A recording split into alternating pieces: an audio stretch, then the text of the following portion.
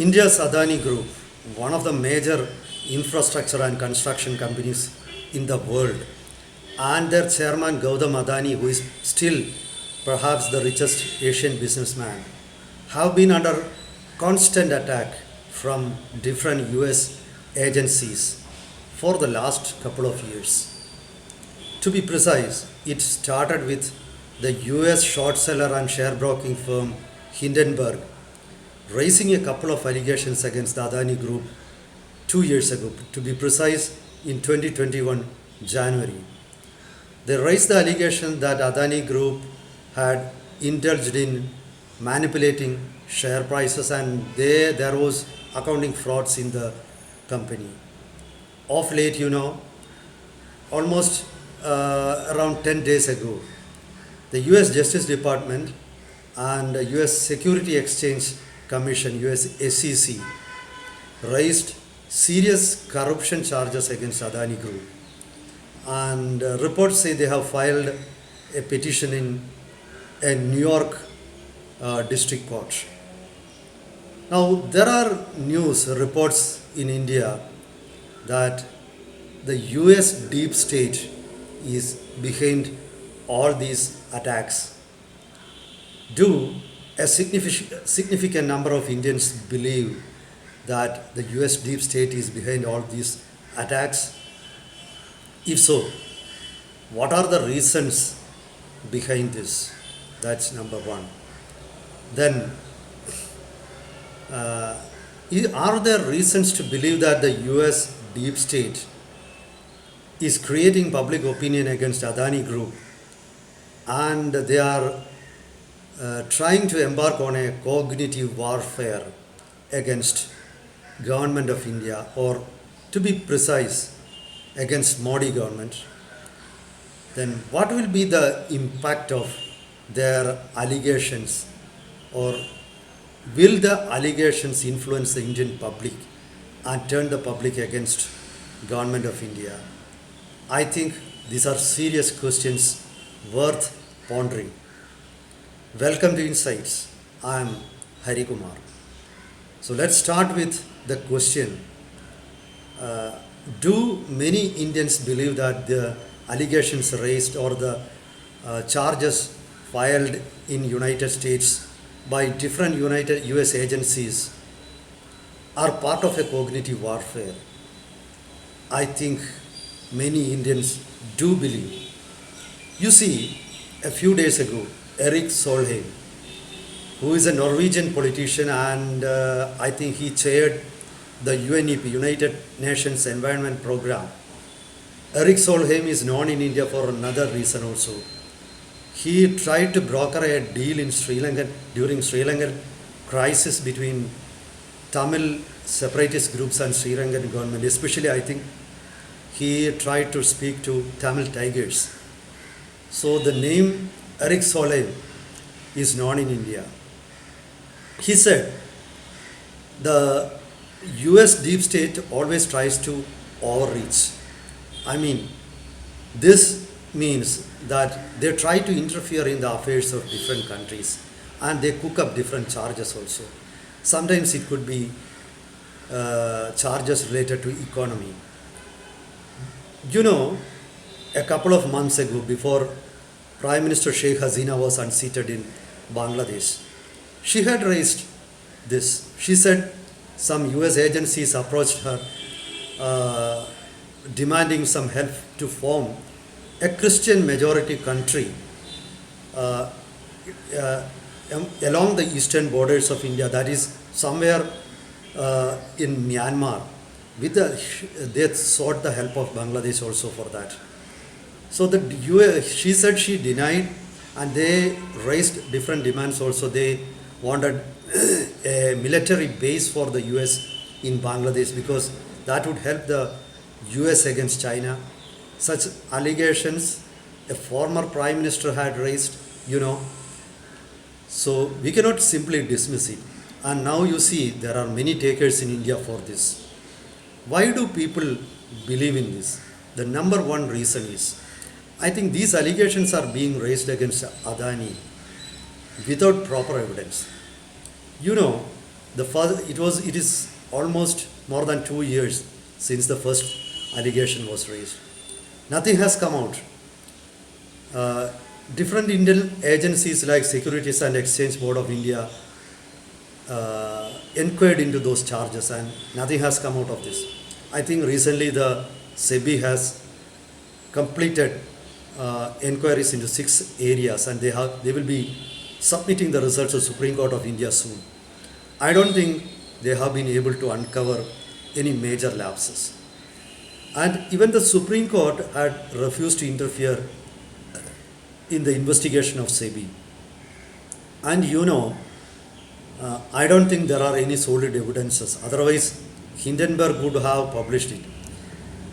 So people tend to think that the sole aim of Hindenberg was actually to lower prices of Adani shares, which they succeeded. Though the prices of Adani shares plummeted in the share market, they rebounded. And that has not created any major impact in the functioning of Adani Group. The company is still producing good results. The best investigator into the internal affairs of any company is the stock market, if the company is a listed company. Because no share owner, the market doesn't give freebies or any benefits to any investor, any company, any corporate. The market wants profits. The market goes by numbers. The market depends on annual results.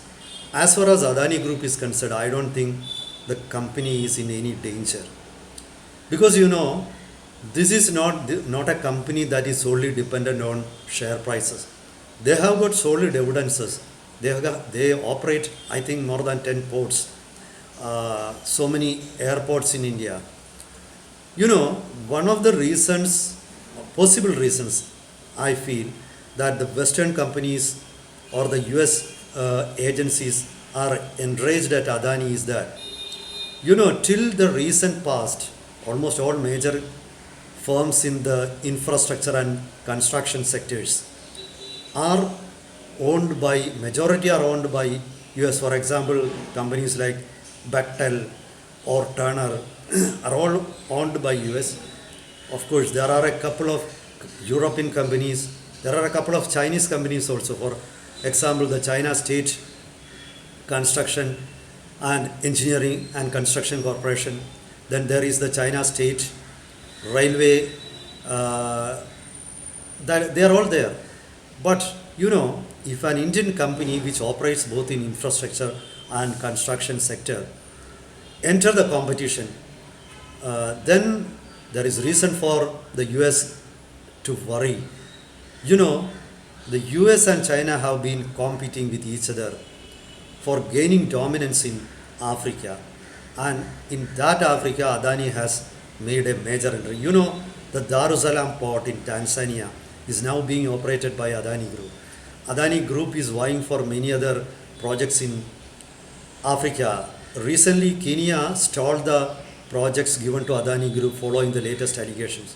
So, allegations have an impact in some parts of the world, especially in Africa, So, this makes many in India think that this is part of a cognitive warfare of US deep state.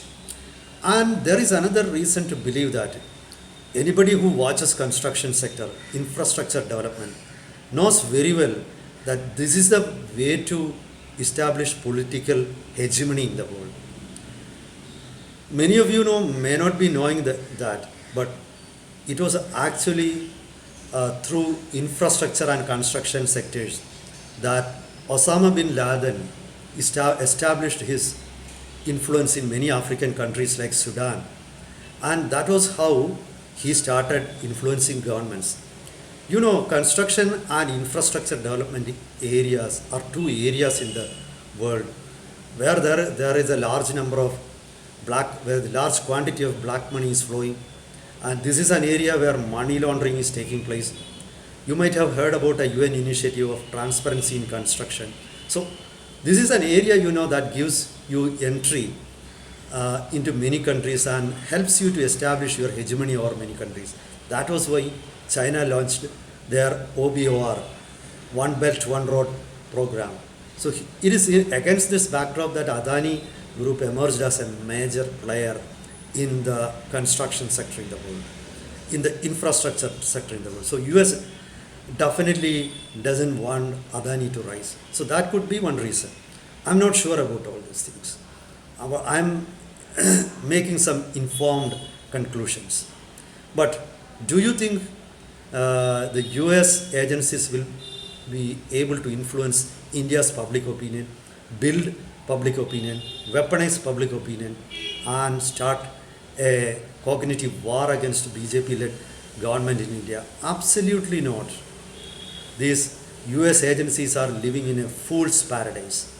You know, US is not viewed as a friend or as an example, not by Indian government but by the Indian public.